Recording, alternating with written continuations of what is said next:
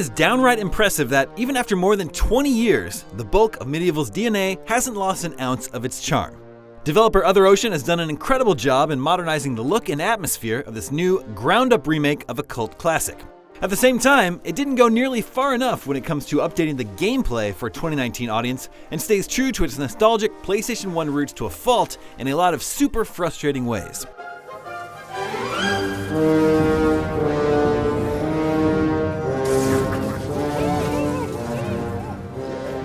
MediEvil's greatest strength is in its relentlessly charming story, which proves timeless. You play as Daniel Fortesque, a cowardly, failed knight who was killed hundreds of years ago at the very start of a great battle, but was erroneously remembered as a great hero in death. After being accidentally resurrected by a power-hungry necromancer, he's given a second chance to make the myth of his heroism a reality, and it's hard not to immediately root for this ultimate underdog. Everything from Fortesque's goofy stride and grotesque undead appearance to the reaction he gets from each character he meets along the way serves as a reminder of his failure in life. The witty, macabre writing, unique setting, and memorable characters set MediEvil apart and make it a lot easier to deal with some of its rough edges. Compared to the original, MediEvil looks like a completely different game. Levels and character models are completely redesigned, and the greater range of colors alone makes areas look more distinct. It's hard to overstate just how great everything looks, whether it's enemies that ooze personality or added details that make levels feel more lived in. The camera controls, a notorious pain in the neck like so many games in the era, have been reworked to be much more tolerable, though they could definitely use a little more work.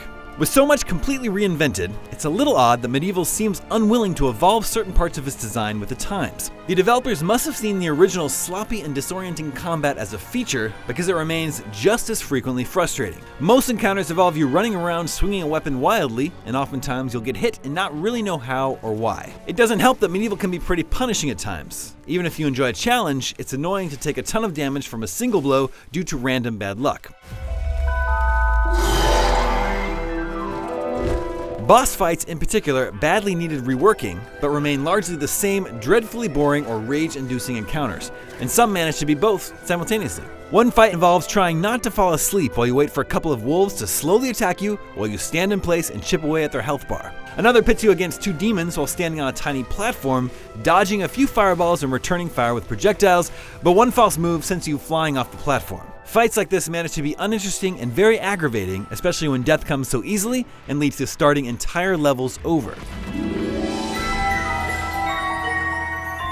Which brings us to MediEvil's cardinal sin, a complete lack of mid-level checkpoints of any kind. This single omission is so endlessly frustrating that it becomes difficult to recommend if you value your time or have a tendency to throw loose objects when enraged. You can spend half an hour working your way through an area or looking for secrets, only to get killed by a momentary lapse in judgment or a bug and find yourself at the very beginning of the level with all progress reset.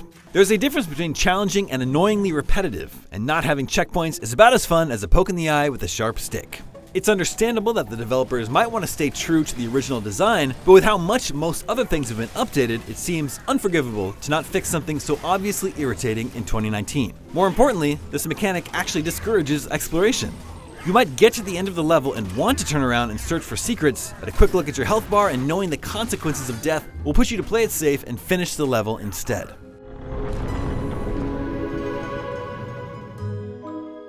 The philosophy of remaking MediEvil in 2019 without modernizing the platforming, boss fights, and save points ends up feeling like a project half-finished. This tribute to an often forgotten game and its memorable underdog protagonist is a gorgeous and nostalgia-inducing remake, but it's mostly that nostalgia that makes it enduring enough to replay a whole level for the third time after getting killed by an irritating boss battle.